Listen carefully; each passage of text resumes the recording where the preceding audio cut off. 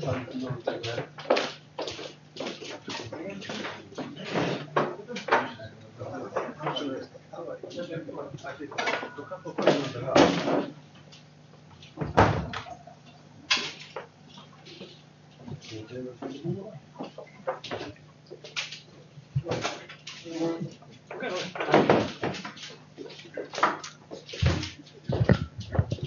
daginn. Guðmundur heiti ég, Ingvarsson, og mér langar að bjóða ykkur hjartanlega velkomin á þennan kynningafund Umhverfisstofnunar. Bæði ykkur sem hér sitjið í salnum og einnig ykkur sem að fylgjast með í vefútsendingu. Það er ágætt að taka það fram að fundurinn eins og sé sendur út á netinu og hann er líka tekinn upp. Efni þessa fundar er, ef svo má segja, ný reglugerð endurnýtingu úrgangs sem var sett seint á síðasta ári. Og þessi, þannig að efni fundarins er svolítið miðað þeim sem eru að endurnýta úrgang og vilja markaðssetja afurðina sína sem vöru en ekki sem úrgang. Á dagskránni eru 2 erindi.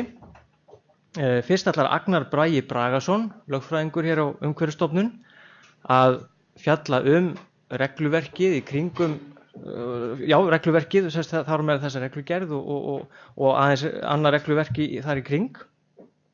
Og síðan ætlar Ingunn Gunnarsdóttir, sérfræðingur hérna á Umhverfisstofnun, að fjalla sjálft umsóknarferlið. Ef einhver vill sækja ráðgefandi álit til Umhverfisstofnunar fyrir markaðssetningu, að þá ætlar hún Ingunn að fræða okkur það.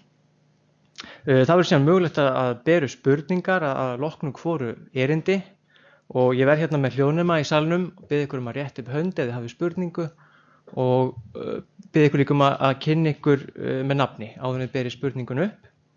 Þeir sem að fylgjast með á netinu, þeir hafa fengið sent netfang sem þeir geta sent spurningar á og þær verða þá bornar upp á fundinu. En ég held að sé ekki eftir neinu að bíða og vil bjóða Agnar Braga að koma hér í pontu. Gjörðu svo vel.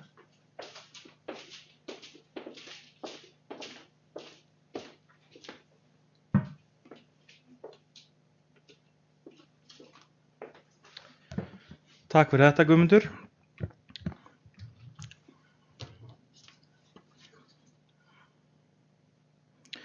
Ágætu gestir og þeir sem fylgist með á vefnum. Ég ætla að fjalla setningu reglugerðar 1078/2015 endurnýtingu úrgangs og markmiðin sem að lágu það að baki. Tilskipun Evrópusambandsins úrgang frá 2008 var innleidd í íslenskan rétt árið 2014 eftir að eftirlitsstofnun EFTA hafði farið með Ísland fyrir EFTA-dómstólinn. Tilskipunin var innleidd með lögum nr. 63/2014 sem breytti lögum 55/2003 sem eru þá svokölluðu úrgangslögin svona í daglegu tali. Í 11. grein úrgangslaganna er fjallað endurnýtingu. Á grundvelli 3. málsgreinar þeirrar greinar var reglugerðarheimild fyrir umhverfis- og auðlindaráðherra til að setja reglugerð endurnýtingu úrgangs, eða eins og segir í ákvæðinu, nánari ákvæði endurnýtingu og aðgerðir við endurnýtingu. Setning þessar reglugerðar er í fullu samræmi við það markmið laganna, eins og segir í þeim sjálfum og einnig greinargerð að baki þeirra, að úrgangur skuli endurnýttur í samræmi við forgangsröðun við meðhöndlun úrgangs.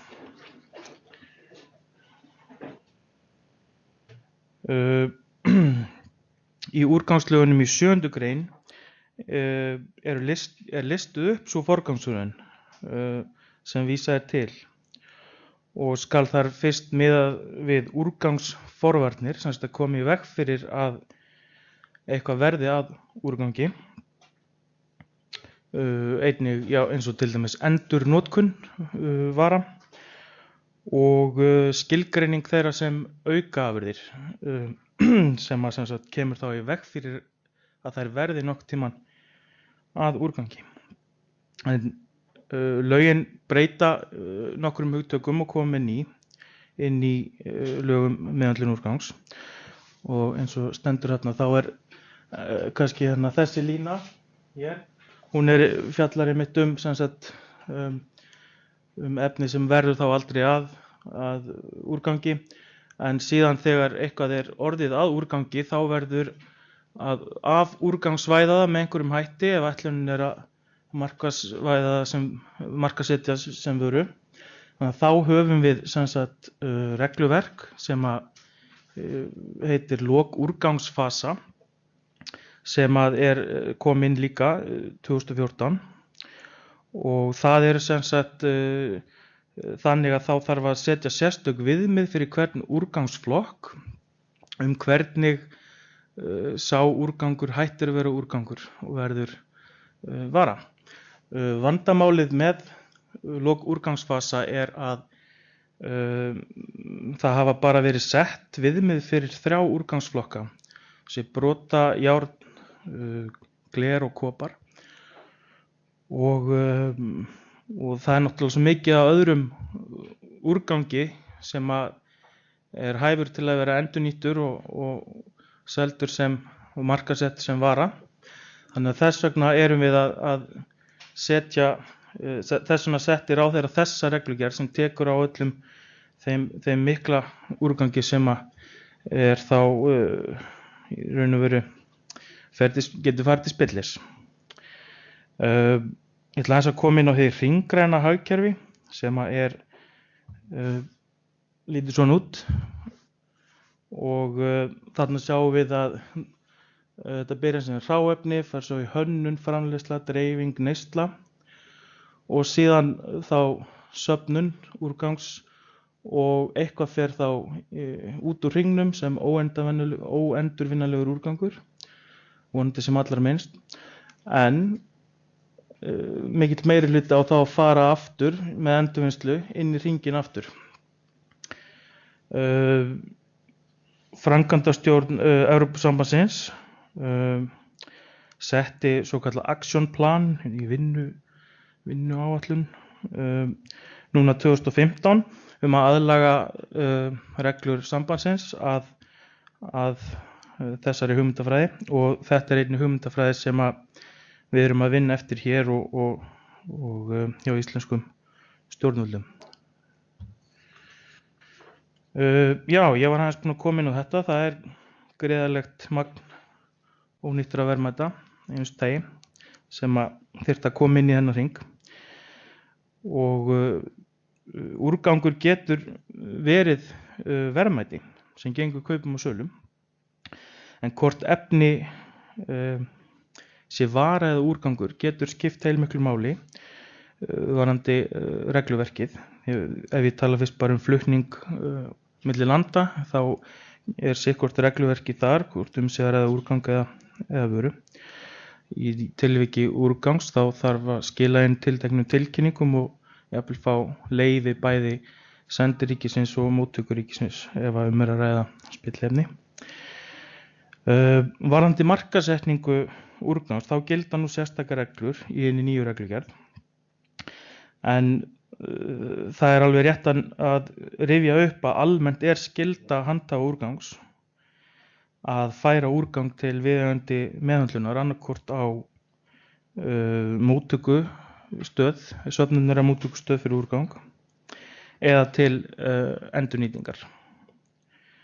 Og þá þarf náttúrulega starfsleyfi hjá viðkomandi aðilum að vera til staðar í þeim tilvikum.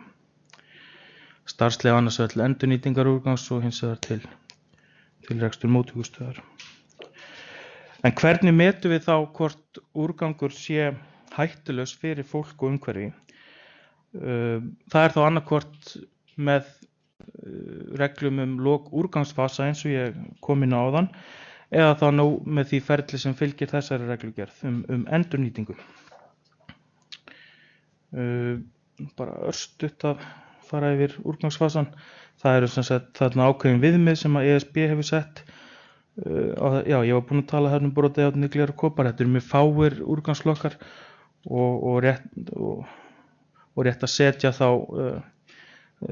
reglugerð sem að opnar á miklu fleiri strauma heldur en þarna sem að talið upp þarna.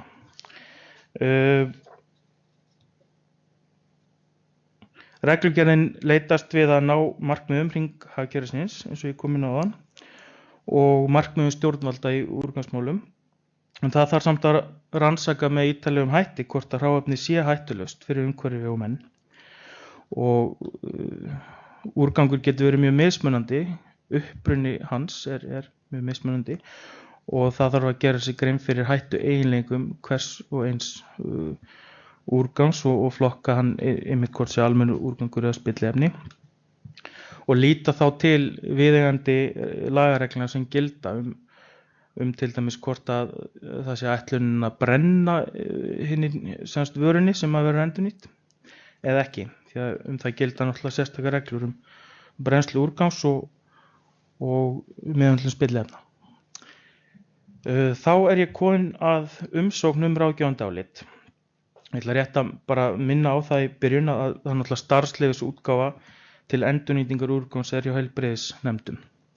En fyrir utan það starfsleyfi þá gerir reglugerð endurvinnslu úrgangs ráð fyrir því að aðili sæki ráðgefandi álit til Umhverfisstofnunar ef hann hefur í hyggju að markaðssetja þau verðmæti en endurnýtt úrgang. Þessi hugmyndafræði á sér hliðstæður í Evrópu og ég er búinn að krota þarna inn Is it Waste tool sem er svona plattform sem að breska Umhverfisstofnunin hefur sett á laggirnar. En við erum ekkert að herma nákvæmlega eftir einhverjum einum aðila. Þetta með margvíslegum hætti í Evrópu. En við höfum ákveðið að fara þessa leið sem er mjög sambærileg og þekkist öðrum löndum.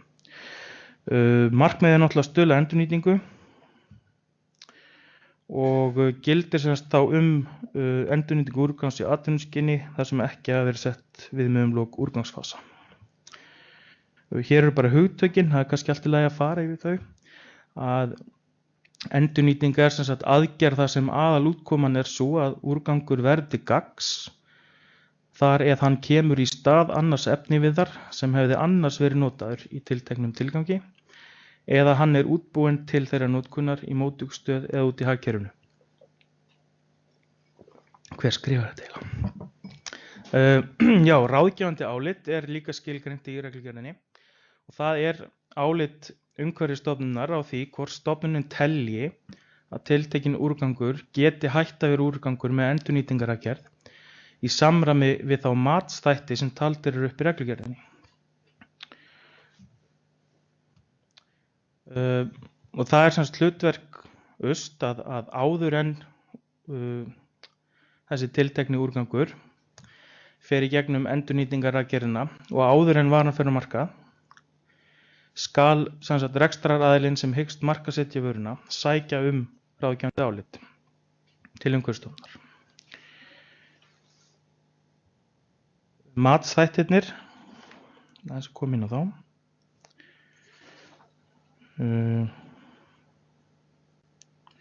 Já, ég ætla aðeins reyndar að minnast á síðustu glæru. Það tala þarna rekstraraðila. Og rekstraraðili samkvæmt úrgangslögunum einhver sem hefur starfsleyfi samkvæmt þeim lögum eða lögum hollustuhætti og mengunarvarnir. En það svolítið áhugavert að út af því að reglugerðin var sett með svona innlenda þarfir í huga og eftirspurnar á atvinnulífinu.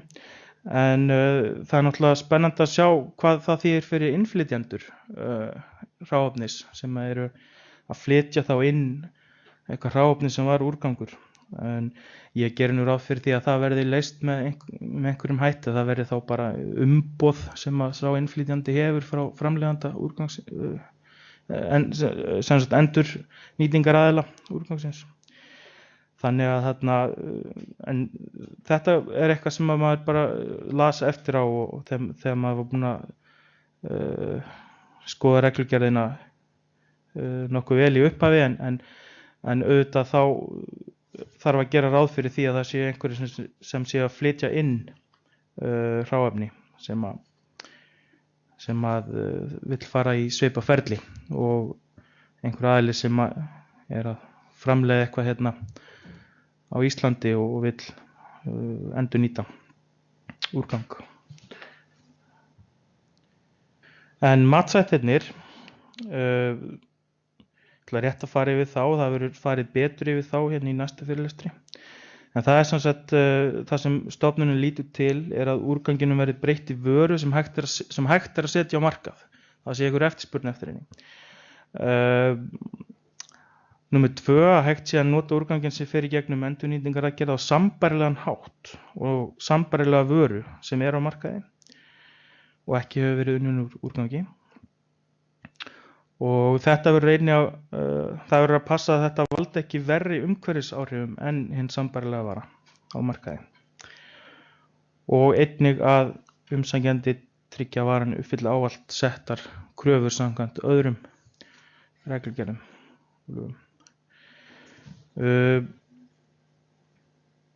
Og það er rekstraraðilinn sem ber ábyrgð á að starfsemi hans sé á hverjum tíma í samræmi við lög og reglugerðir.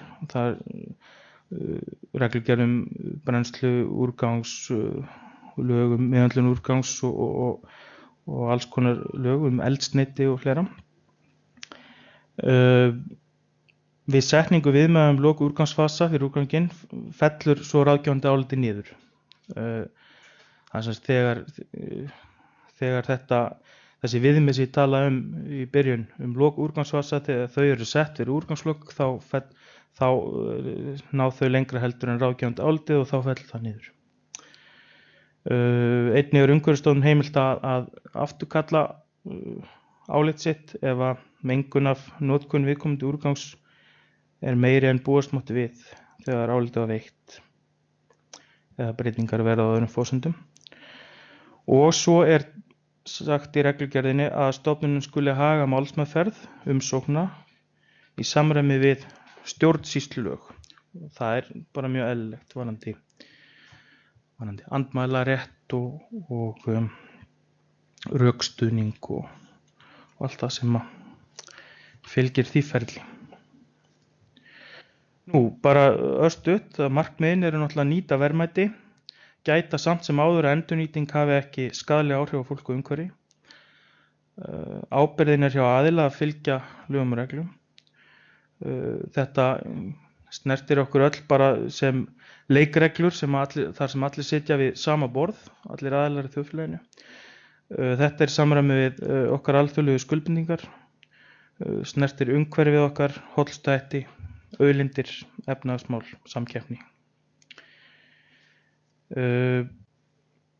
Ég ætla ekki að hafa þetta lengra setningu reglugerðarinnar, en Ingunn Gunnarsdóttir ætlar að fjalla núna nánar sjálfa umsóknina ráðgefandi álit Umhverfisstofnunar. Takk fyrir. En ég tek við spurningum ef einhverju eru. Vil enginn spyrja? Allar hendur á lofti. Og enginn sem er að fylgjast með á netinu?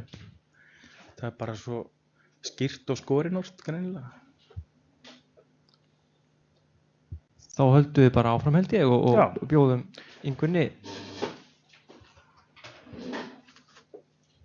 Gjörðu svo vel.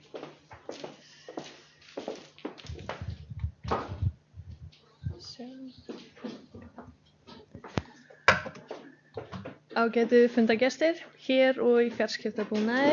Já, ég ætla kannski að skipta sklærur. Það væri best.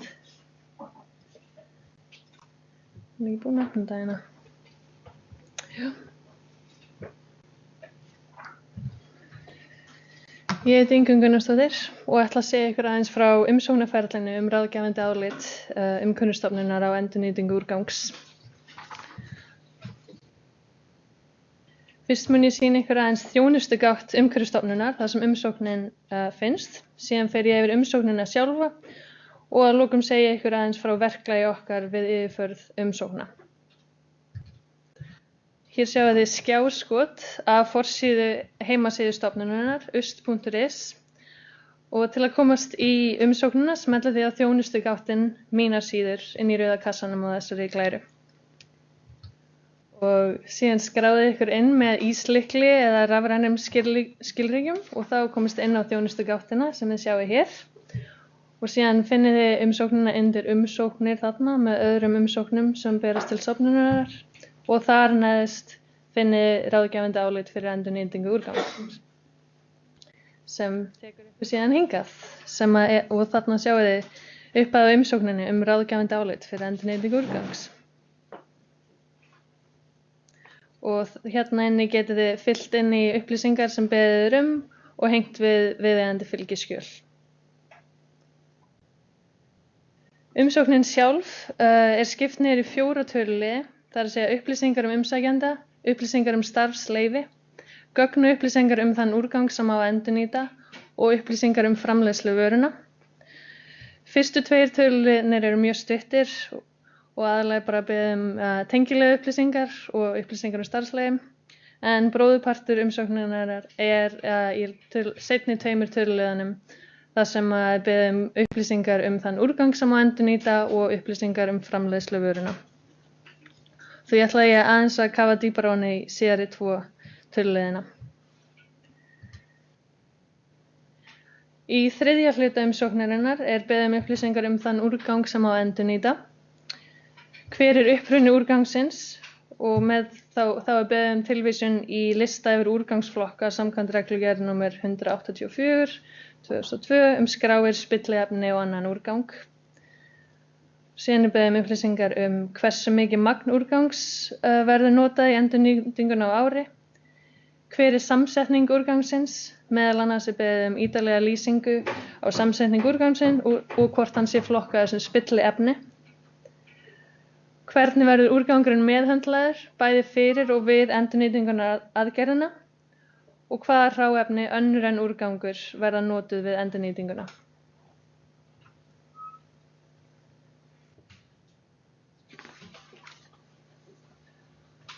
Og 4. hlutinn í raun megin hluti umsóknarinnar, þar sem rökstyðja þarf hvort framleiðsluvaran samræmist þeim 4 þáttum sem Agnar fór hérna yfir áðan og sem við tökum einkum mið af við vinnslu álitsins. En hér aðalega bara beðið að bera framleiðsluvöruna saman við sambærilega vöru sem þegar á markaði og ekki framleiddur úrgangi og hafi ekki verri áhrif og framleiðsluvaran hafi ekki verri áhrif á umhverfið. Og þessum 4. lið síðan skipt í nokkra undirliði. 4.1 að hér beðið upplýsingar að hvort úrganginum hefur breytt í vöru sem hægt að setja á markað og þá beðið umfjöllun fyrirhugaðan markað, hvort hann sé stöðugur og öruggur og hverjir eru tilvonandi kaupendur og hvað gerir framleiðsluvöruna frábrugðna upprunalega úrganginum. Síðan 4.2 Framleiðsluvöruna má nota á sambærilegan hátt og vöru á markaði sem ekki unnin úr úrgangi og hér má einnig vísa í staðla fyrir sambærilega vöru og þá beðið upplýsingar hvar og hvernig verður varan notuð, kemur varan algjörlega eða hluta til í staðinn fyrir sambærilega vöru, hverjir eru eiginleikar framleiðsluvörunar samanborið við sambærilega vöru og hverjir eru kostir við notkun vörunar og einhverjar sérstakar ráðstafanir svo sem mengunarvarnabúnaðir sem þarf að gera við notkun vörunar. Til eru sér ákvæði innan umsóknarinnar eftir því í hvaða tilgangi úrgangurinn endurnýttur. Til dæmis, þessi 3 eru til, það hvort afurðin ætluð sem áburður eða jarðvegsbætandi efni, til notkunar sem eldsneyti eða til notkunar í iðnaði og mannvirkjagerð. En almenn ákvæðið á við þann úrgang sem endurnýttur í öðrum tilgangi en þessum 3.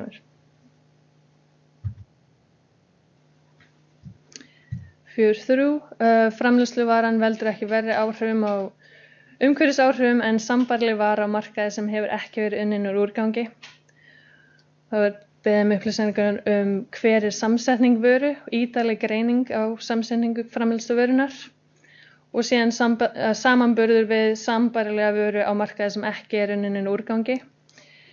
Upplýsingar hvort að varan uppfylli ákvæði REACH-reglugerðar sem reglugerð númer 888 gefin út 2015 skráningu, mat, leyfisveitingu og takmarkanir á því varðar efni REACH og ef við á þessa tilteknu vöru. Og síðan þarf einnig að sýna fram á að varan uppfylli þau ákvæði sem á við til dæmis reglugerð fljótandi eldsneyti ef verið að endurnýta eitthvað svoleiðis. Beðið upplýsingar hvort að varan hafi verri áhrif á umhverfið en hlýst af notkun samanburða vöru og hvernig sýni tekin og greind fyrir þessar ítarlegu greiningu sem þarf að beðið Og einnig til sér ákvæði innan þessa undirliðar eftir tilgangi endurnýtingar. Og að lokum þá síðast undirliður í 4. lið tryggt að framleiðsluvaran uppfylli ávallt settar kröfur. Hvernig verða gæði vöru tryggð og hvernig og hversu tíð verður sýnataka og greining bæði á úrganginum og framleiðsluvörunni. Og hvernig, hvað verður gert við vöru sem uppfyllir ekki þær kröfur sem settar á vöruna. Hvaða viðmið verða notuð við mat á greiningum og síðan hver faggilding rannsóknarstofu sem verður notuð við að greina þessi sýni. Og einnig beðið upplýsingar hvernig innra kerfi og verklag verða endurskoðuð. Og þetta öll umsóknin. Og yfirferð umsóknar hjá Umhverfisstofnun. Fyrst verður tilkynnt móttöku umsóknar, fullnægjandi umsóknar á ráðgefandi áliti. Og í kjölfarið verður sendur út reikningur þegar fullnægjandi umsókn hefur borist, en fastagjald fyrir móttöku umsóknar og grunnvinnu við gerð álitsins 523.600 krónur. Þó ber að nefna að Umhverfisstofnun heimilt að kalla til sérfræðings til ráðgjafar vegna vinnslu álitsins í samráði við umsækjanda. Og síðan ráðgefandi álit veitt innan 3 mánaða frá móttöku fullnægjandi umsóknar. Þetta var ekki flóknara en svo. Og endilega koma með spurningar. Svo kannski svolítið rætt yfir þetta. Ég veit að það komin ein spurning frá þáttakanda sem að fylgjast með á netinu. Hún kannski beinist frekar að Agnari. Já, ok. Ætla að biðja Gunnlaug að bera spurningun upp. Já, hún kemur frá Sigurjóni Svavarssyni. Vara skilgreind sem úrgangur í einu landi en ekki öðrum, til dæmis Norðurlöndum. Spurning hvort það þurfi eingöngu að sækja umsögn Umhverfisstofnunar að flytja úrganginn inn samkvæmt 1078/2015 eða þarf að fara í undanþágu breytingu á starfsleyfi samkvæmt reglugerð 737/2003 og 785/1999. Þetta kom fram í fyrsta erindinu en frekar óljóst. Spurningin hvora leið eigum við að fara? Umsagnaferli, ráðgefandi álit eða umsókn undanþágu / breytingu á starfsleyfi? Já, fer það ekki bara eftir því hvort að á að flytja hráefnið milli landa sem úrgang eða hvort að það eigi að flytja það sem sagt í annað land með þeim tilgangi að markaðssetja sem vöru. Ég geti kannski endurtekið byrjunin á spurningunni. Já, þetta snýst skilgreininguna að vara skilgreind sem úrgangur í einu landi en ekki í öðrum, til dæmis Norðurlöndum. Já, þegar eitthvað hefur orðið á úrgangi þá hægt að af úrgangssvæðana með þá tvennum hætti. Það viðmiðin lok úrgangsfasa sem að koma í gegnum EES-samninginn og eru þá byggðar á reglugerðum frá Evrópusambandinu. það gildir á öllu evrópska efnahagssvæðinu. Það ekki algjörlega ljóst hvort að sér ákvæði einstakra ríkja sem að af úrgangssvæða einhvern úrgang í vöru og hráefni, hvort að það geti náð út fyrir markasvæði þess ríkis. Ég myndi svara því jafnvel neitandi, en ég ekki að fullyrða það. Skiljið hvað ég á við? Það sem sagt, ef að það eitthvað land, bara Tékkland eitthvað sem með einhverja reglur sem gilda þar hvernig úrgangur hættir að vera úrgangur, þá spurning hvort að það geti verið sent til Íslands sem vara, ef það byggir á innlendu viðmiðunum. Það það pottitt ef það byggir á viðmiðunum frá Evrópusambandinu sem hafa verið sett á evrópska efnahagssvæðinu. En hitt bara ekki alveg 100% ljóst. En ég myndi samt halda að þessi stofnun myndi að minnsta kosti skoða það mjög vel ef einhver kæmi hér inn í landið með vöru sem hafi verið skilgreind sem vara en var áður úrgangur í einhverju öðru landi, myndum að minnsta kosti skoða það. Eitthvað sem að fundarstjóri vill bæta við sem enda sérfræðingur í úrgangsmálum. Nei, ekki að svo komnu máli. En það önnur spurning eða ábending úr sal? Já. Bara smá útskýring af því ég þekki aðeins til þessa máls. Já. Þá þetta atvik þar sem að aðili hefur verið að flytja inn ákveðna vöru til að nota í framleiðsluna.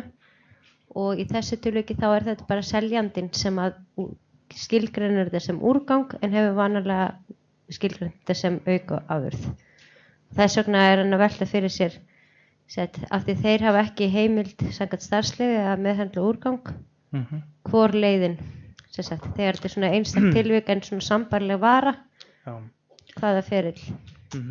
Sko það gildir bara sko önnur regla aukaafurðir og ef þú ert með aukaafurð frá iðnaði að þá getur þú sem áður var einhvers konar úrgangur, þá getur þú samkvæmt 20. grein úrgangslagana farið þá í viðmið sem þar eru og skilgreint það sem áður var úrgangur, eitthvað sem verður til við framleiðslu einhver annarra vöru, svo eitthvað sem fellur til, þá getur framleiðandi sjálfur ákveðið að skilgreina það sem aukaafurð út af því að hann telji að þessi aukaafurð uppfylli öll skilyrðin sem eru sett í 20. grein úrgangslagana.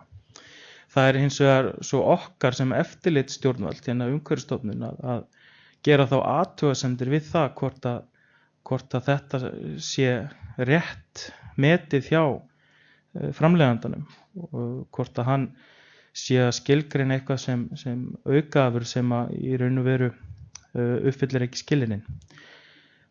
Þannig að þetta kannski bara svarið að það önnur regla sem gildir hvort eitthvað verði að aukaafurð en þegar við erum að tala endurnýtingu úrgangs þá erum við að tala eitthvað sem varð að úrgangi og við erum að reyna að koma því aftur inn í hringhagkerfið með því að endurnýta það samkvæmt þeim reglum sem gilda endurnýtingu úrgangs. Þannig að þetta bara sikkur hluturinn. Til þess að svara spurningunni betur þá því að vita nákvæmlega hvaða hráefni hann að tala og hvernig framleiðsluferillinn Já, gjörðu svo vel Guðmundur. Já, takk. Við kannski tökum líka bara mál einstakra fyrirtækja upp á sérfundi. Að, við erum alltaf auðvitað tilbúin til skrafs og að leiðbeina, en komin önnur spurning. Frá Ólöfu Jósefsdóttur. Tímafrestur á að sækja ráðgefandi álitið, hann skilgreindur eða ákveðinn? Hvað það sem aðili hagnast á að fá ráðgefandi álitust á sinni afurð, snýr það mest að markasetningu vörunar. Til dæmis molta sem framleidd úr lífrænum úrgangi, kölluð molta og markasett sem slík. Það skylda að sækja þetta ráðgefandi álit eins og til dæmis fyrir moltu framleiðslu, það ekki? Ég get tekið hluta af þessari spurningu. Sko, ef við minnir að það hefur verið spurt hvað fær aðilinn út úr því að sækja ráðgefandi álit. Eitthvað þannig. Ég samkvæmt reglugerðinni þá ber honum að sækja ráðgefandi álit, hafi hann úrgang í sinni vörslu og vill markaðssetja þann úrgang sem vöru eftir endurnýtingaraðgerð. Það náttúrulega bara stendur í reglugerðinni. Það sem hann fær út úr því náttúrulega þá getur hann selt og markaðsett hráefnið sem vöru án athugasemda frá yfirvöldum. Í stað þess að hann þyrfti annars að uppfylla ákvæði laga meðhöndlun úrgangs, að setja allan úrgang sem hann hefur undir höndum í viðeigandi meðferð annaðhvort til móttökustöðvar úrgangs eða til aðila sem hefur starfsleyfi til endurnýtingar úrgangs. Og einnig sem ég kom inn á áðan að það eru sérstakar reglur sem gilda flutning úrgangs á milli landa. Þannig að það náttúrulega gjör ólíkt umhverfi að vera að reyna að markaðssetja vöru eða úrgang. Varðandi moltuna þá kannski má ég bjóða ykkur að koma sérstaklega inn á það. Það var líka spurning tímafresti. Já.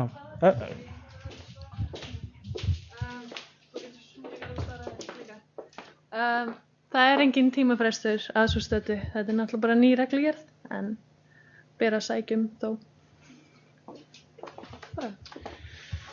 Já, náttúrulega það ber að sækjum áður, eins og ég kom inn á áðan. Svo ég finni þetta bara í reglugerðinni sjálfri.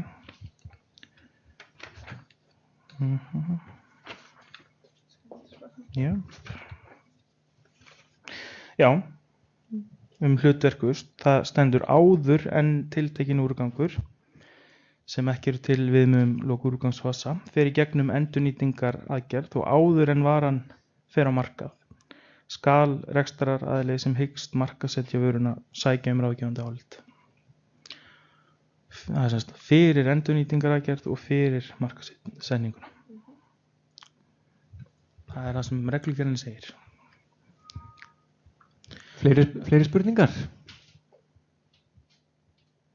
Var að koma spurning á netinu? Rigna en tölvupóstarnir. Nú var þetta eitthvað. Það var eitthvað annað. Tilboð Ólís. -4 krónur í dag. Sæl, takk fyrir fyrirstöðum bæði tvö. Hafsteinn sem heiti hér frá Resource International. Ég velta að vera með aukaafurðir. Eru þær bara skilgreinda fyrir dýra leifar eða slíkt? Því nú stundum úrgangur verður að aukaafurð sem síðan verður að vöru. En á það bara við dýrleifarnar? Ég skal taka þetta. Það sem sagt sérstakt regluverk sem að fjallar aukaafurðir dýra. Mér minnir það sé reglugerð 1774/2002 og hún sem sagt í framkvæmd hjá MAST, Matvælastofnun, og hún fjallar þá hvernig aukaafurðir dýra geta sem sagt verða ekki að úrgangi. Til dæmis fiskafskurður og sem sagt aukaafurðir úr kjötvinnslu. Lög um meðhöndlun úrgangs í 20. grein fjalla aukaafurðir frá iðnaði. Þannig að það þá bara sem sagt þær aukaafurðir sem við erum að fjalla hér en ekki aukaafurðir dýra. Það annað regluverk. Aukaafurðir frá iðnaði, það kannski erfitt að telja það upp með einhverjum tæmandi hætti hvað það sé. En við höfum til dæmis sem dæmi talað það sé hægt að endurnýja skaut í álverksmiðjum og kerbrot og eitthvað slíkt. En En það eru skilyrði í 20. greininni sem að segja nákvæmlega til hvort að það sé hægt að skilgreina slíkt sem aukaafurð. En við ættum kannski að halda bara sérstakan fyrirlestur einhvern tímann síðar aukaafurðir, því að það er alveg ekkert minni tími og álitamál sem að koma þar upp. En það er allavega svarið að þetta er annað regluverk, annars er aukaafurðir dýra hjá MAST og svo er aukaafurðir úr iðnaði sem er hjá okkur.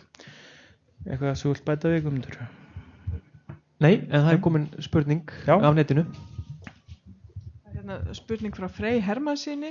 Ef úrgangur er mulið niður og fluttur til landsins og seldur til notkunar í umhverfi þar sem almenningur er, fellur það undir reglur meðhöndlun úrgangs? Mér dettur í hug orðið dekkjakurl. Já, sko, það er